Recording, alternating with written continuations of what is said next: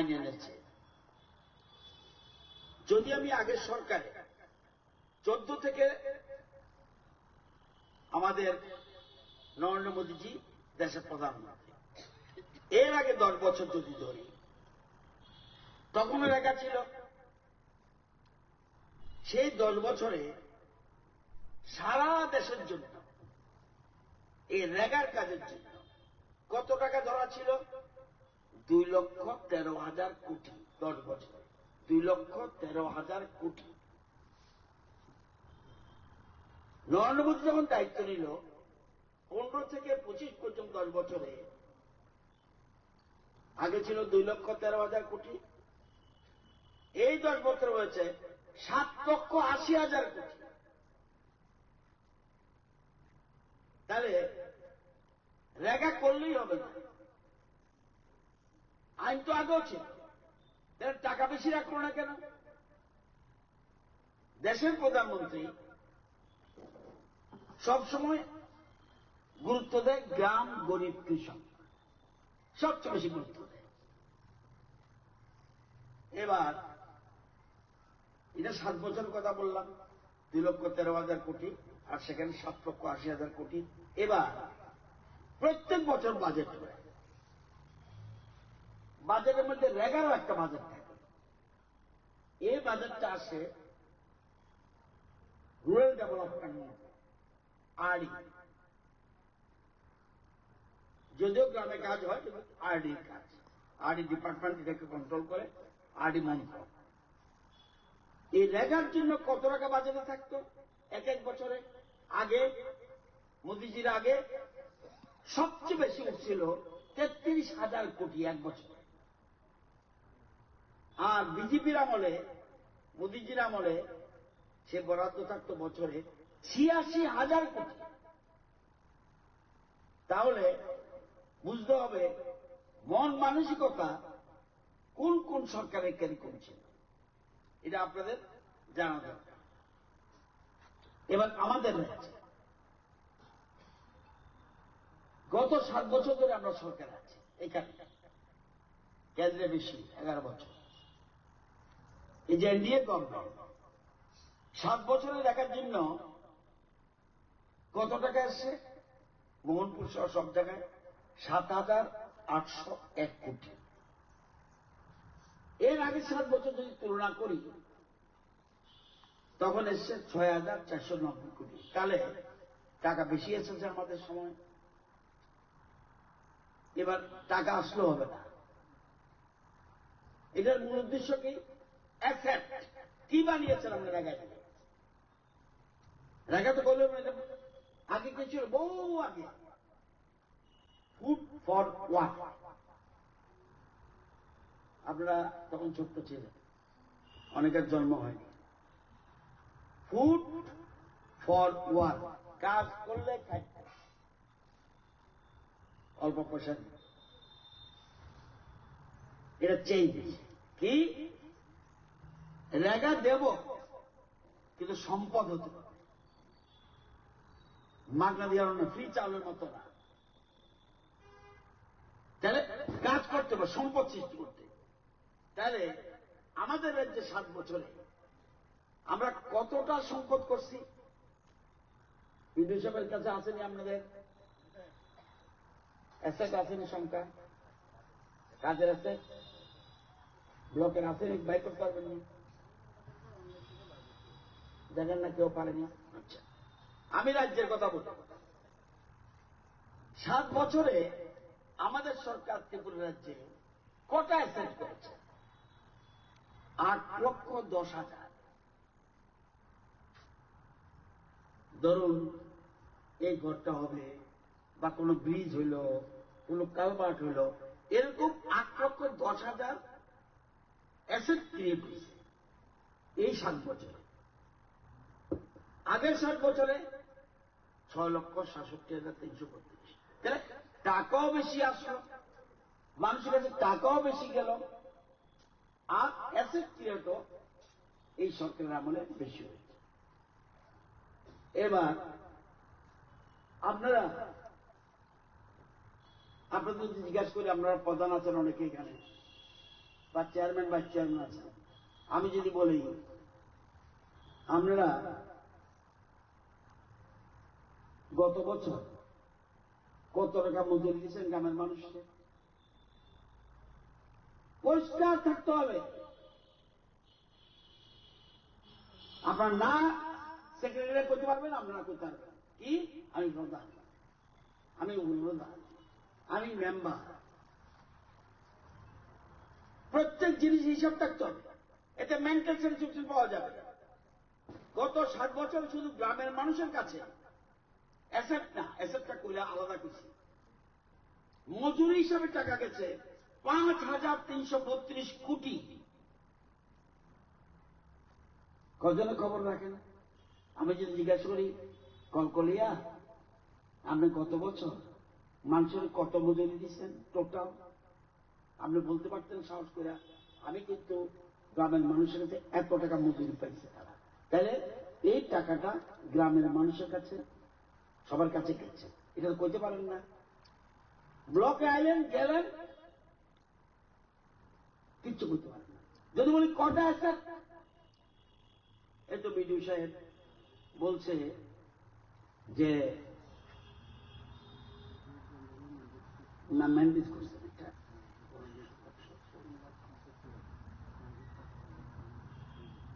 এটা আরো বাকি আছে,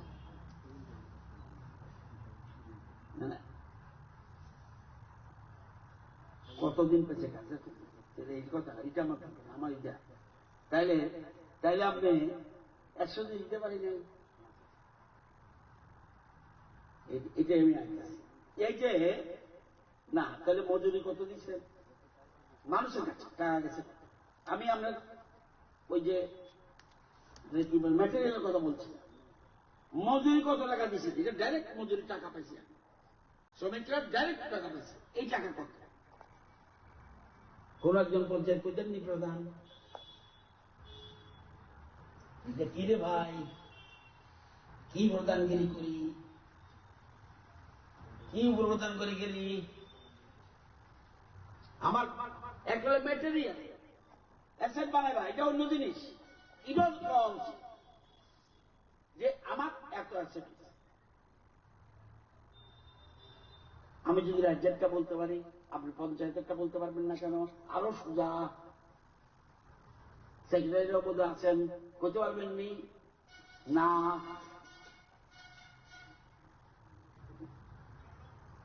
তার মানে এটা কি হইতেছে?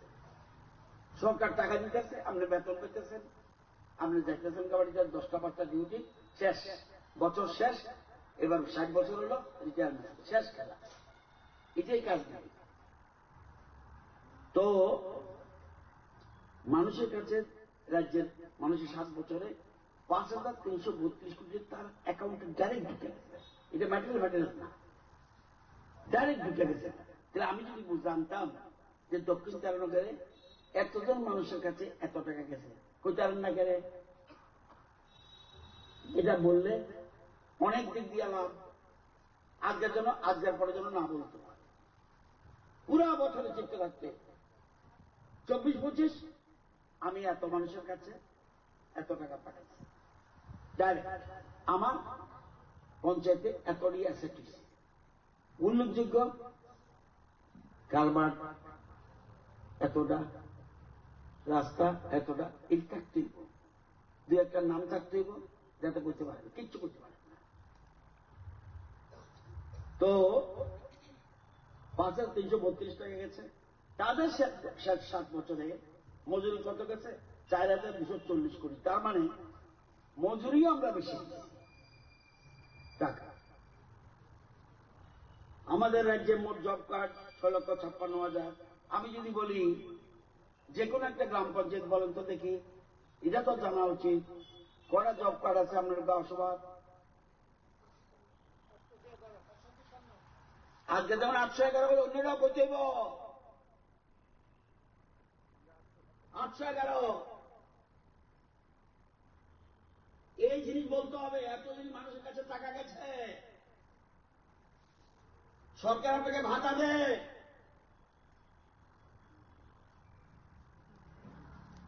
এটা বুঝতে হবে। তো আমাদের রাজ্যে মোট জব কার্ড 6,56,000 আর ওয়ার্কার হইল 10,20,000। এবার এই যে 100 দিনের কাজ 125 দিন কি লাভ হইল? এবার এতক্ষণ যেটা বলছি দেখলো, কেন্দ্রীয় সরকার দিবে 90 টাকা, আমাদের রাজ্যের জন্য কেন্দ্রীয় সরকার 90 টাকা, আমরা দেব 10 টাকা। অন্যান্য রাজ্যে, নর্থ ইস্ট ছাড়া অন্যান্য রাজ্যে কেন্দ্র সরকার দেব 60 টাকা 100 টাকার মধ্যে, রাজ্য সরকার 40 টাকা। যেহেতু আমরা নর্থ ইস্টে, আমরা সেই জন্য টাকা বেশি পাব কেন্দ্রের থেকে। এবার কোন জিনিসের উপর গুরুত্ব দিচ্ছে সবচেয়ে বেশি? জল সংরক্ষণ, জল নিরাপত্তা, গ্রামে অ্যাসেট তৈরি করা, গ্রামের মানুষের জীবিকা সম্পদ, এই জীবিকা সহায়ক সম্পদ সৃষ্টি, এটা হল কঠিন ভাষা, এটা ইম্পর্টেন্ট। অর্থাৎ আমি তার পয়সা দিতেছি ঠিকই, আমি যে সম্পদটা সৃষ্টি করুম এটার থেকে যেন সে আত্মনির্ভর হতে পারে। যেমন পুকুর, কেন পুকুরটার দাম বেশি? এই কারণে সে মাছ পাবে, মাছের চাষ করব, এটার থেকে সে যেন রোজগার করে খেতে পারে। তার মানে জীবিকা সহায়ক সম্পদ, জীবিকা, আমার জীবিকার করুন সহায়ক, হেল্প করবো জীবিকাকে, সম্পদ সেই ধরনের সম্পদ সৃষ্টি করে, এটা হল ইম্পর্টেন্ট। এবারে এই যে আইনটার মধ্যে সবচেয়ে বেশি গুরুত্ব দিচ্ছে। আরেকটা, আগে বিজু সাহেব তারা প্রবলেম ছিল অ্যাডমিনিস্ট্রেটিভ এক্সপেন্ডিচার, প্রশাসনিক ব্যয়। এখন আগে ছিল 6%, এখন সরকার করেছে 9%, যাতে মাঠে কাজের ক্ষেত্রে কোনো অসুবিধা না হয়। 100 টাকার মধ্যে 6 টাকা আগে তারা খরচ করতে পারত অ্যাডমিনিস্ট্রেশনের ক্ষেত্রে, এখন 9%। তাহলে আরো বেশি কাজ দ্রুত হইতে হবে। আরেকটা জিনিস হল রেগা প্রকল্পে করেও শ্রমিকরা সম্ভবত তাদের মজুরি প্রপারলি পাইত, এটা বহুত অভিযোগ উঠে। এবার আইনে এবার এটা হবে, এবার এটা অনেকটা নির্দিষ্ট সময়ের মধ্যে সরাসরি তাদের এমনও ব্যাংক অ্যাকাউন্টে যায়, কিন্তু এটা এখন নির্দিষ্ট একটা টাইম বাউন্ড আছে, এটা আমি দিই। তো বিকশিত ভারত রোজগার আজীবন মিশন, এটা আরেকটা জিনিস আছে, করাপশন। এখন খুব করাপশন যাতে বন্ধ থাকে সেজন্য আইনটাকে কঠোর করছে। আপনারা জানেন, দেখেন আগে যে সরকার ছিল সেই সরকারের সময় একটা ব্লকের শুধু 1.5 বছরের হিসাব নেন, বিশাল বড় ব্লক। প্রথম এজি অডিট করছে, এজি অডিটের পরে দেখা গেল এরপরে আবার একদম রাজ্য সরকার থেকে অডিট করে, দেখা গেল সেখানে শুধু 1 বছরে টাকা নষ্ট হয়েছে 17 কোটি। একটা ব্লকে 17 কোটি।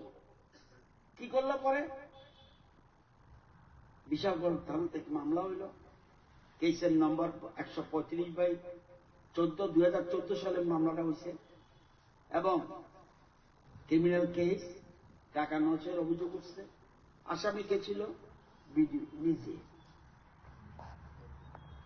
BDO Bimal Chakraborty, engineer, supervisor সহ মোট 12 জন। এখন মামলাটা কই? হাইকোর্টে পেন্ডিং। চার্জশিট করা পড়ছে 40টা, একটা মামলায় 40টা চার্জশিট। টাকার পরিমাণ 17 কোটি। মানুষের লেগে আইছে টাকা, সে টাকা গেছে গা কারো পকেটে।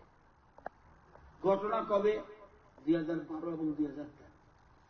1 বছরের অডিট হয়েছে দেখে না। এরকম যদি অডিট হয় সারা রাজ্যে প্রত্যেক ব্লকে, কত ধরা পড়ব গড নোজ। প্রথম ধরা পড়ছে এজি অডিটে এরপরে ইন্টারনাল অডিট, রাজ্য সরকারও স্পেশাল অডিট করে, পরে থানাতে মামলা হয় এবং অডিটটা হয়েছে কয়দিন? 16 তারিখ জানুয়ারি, 13, 17, প্রথম 16-17 তারিখ 2013-তে, আবার মার্চ 4 মার্চ থেকে 13 থেকে 15 মার্চ পর্যন্ত, অর্থাৎ এই মোট 14 দিন অডিট হয়। 14 দিন রেকর্ড টেকর্ড দেখার পরে দেখা যায় 17 কোটি টাকার উপর ননসেন্স। এইটা সেই জন্য এখন যেটা করছে, একদম এই জিনিসগুলি হওয়ার সম্ভাবনা প্রায় থাকবে না।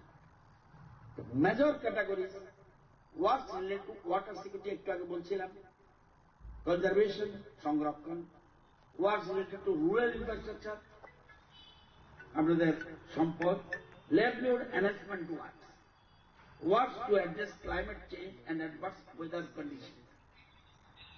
প্রথম দুইটা আগে ছিল, এখন দুইটা যুক্ত করছে ক্ষেত্রে। আর খুব ইম্পর্টেন্ট একটা জিনিস, এমনি আপনাদের কাছে মনে হইব এটা কেমন যায়, আরেকটা আইনে একটা জিনিস দিছে, ধান কাটার সময় দেখা যাইতেছে আমাদের রাজ্যে বর্তমানে দেখবেন আপনারা কৃষি শ্রমিক কম। তো কৃষি শ্রমিক কম হচ্ছে দেখে আমরা কি করি, এগ্রিকালচার থেকে আমরা মেশিন দিয়ে দিই। মেশিন দিলে শ্রমিকের কাজটা মেশিনে অনেক কিছু করতে পারে। তো এই জন্য কেন্দ্রীয় সরকার, প্রধানমন্ত্রী বলছে না, যে সময় ধান কাটার সময় আর রোয়া দেওয়ার সময় তখন যেন কাজ বন্ধ থাকে। কে লেগে? শ্রমিক যেতে পায়, কাজ দিলেই তো না, আত্মনির্ভর হইতে, প্রোডাকশন বাড়াইতে হবে। সুতরাং শ্রমিকের অভাবে যাতে কাজ গ্রোথ, আমাদের এগ্রিকালচার গ্রোথ যাতে বাড়ে, যাতে শ্রমিকের অভাবে যেন নষ্ট না হয়, সেই জন্য, অর্থাৎ কৃষিকাজ বাড়া, যা ইচ্ছা করো, মেইন জিনিস, আমাদের মূল ভিত্তি, ভারতবাসীর মূল ভিত্তি কৃষি। এই যে পিঠাপুলি, এটা কৃষি, আলপনা কৃষি। শীতকাল আইলে দেখবেন আমরা লুট করি, কীর্তন করি, এসব করি। কেন করি? কেন করি? কারণ সারাদিন পরিশ্রম করে কৃষকরা, মহিলারা তখন যুক্ত হয়, পুরুষরা ধান কাটে, বীজ সংরক্ষণ করে মহিলারা। এই সবটির সাথে আমাদের মাটির সাথে সম্পর্ক, প্রকৃতির সাথে সম্পর্ক। এই জন্য কৃষিকাজ যাতে ব্যাহত না হয়, এই জন্য প্রয়োজন বোধে কাজ ওই সময় যেন বন্ধ থাকে। তার মানে কৃষি, ধান কাটা এবং রোয়ার সময় যেন কাজ না দেয় শ্রমিকদের। কারণ 365 দিন এক বছর, আপনি অন্য সময় পাচ্ছেন না, 125 দিনে না দিবেন। সুতরাং ওই সময় যেন কাজটা না করে। আরেকটা গুরুত্বপূর্ণ, যে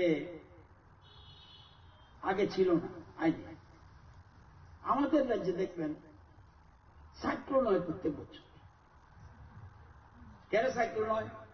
হরিয়ানা আমাদের মতো সাইক্লোন হয়নি না, বে অফ বেঙ্গল, বঙ্গোপসাগরটা আমাদের কাছে, চিটাগাং। তাহলে প্রত্যেক বছর দেখবেন একটা টাইমে সাইক্লোন হয় আমাদের, প্রত্যেক সময় দেখবেন এটা হয়। তাহলে বলছে এই সাইক্লোনের সময় এই আইনটা প্রয়োজন মতো রাজ্য সরকার দিল্লিতে করতে পারবো, দিল্লি আমার রাজ্যে বিরাট সাইক্লোন হয়েছে, তুমি আমার স্পেশাল তাদের সাহায্য করার জন্য কাজের ব্যবস্থা করো। ওই তখন, এবার আগে ছিল না, আগে ভিডিওটা কি বলতো, না না আইন ভাঙতে পারতাম না। এই জন্য বলছে প্রয়োজন মতো এটাকে শিথিল করে যাবে। এই কতগুলি কথা এখানে করা হচ্ছে। তো আপনাদের যেমন আমি যদি দেখি 25-26, যদিও আরো সময় রয়েছে, 25-26 জানুয়ারি মাস হচ্ছে, তো সবচেয়ে কম কাজ কার? সবচেয়ে ষাটডুবিয়া, না আরো কম আছে? কাতলামারা, প্রধান কে গো? বুঝছেন তো? শুধু প্রধান হলে হইতো না গো দিদি। তারপরে না, এটা কামালঘাট না, এটা হলো কামালঘাট। কামালঘাটের কে কই 19 দিন কাজ বলতেছি, কামারা 20 দিন, ষাটডুবিয়া মাত্র 24,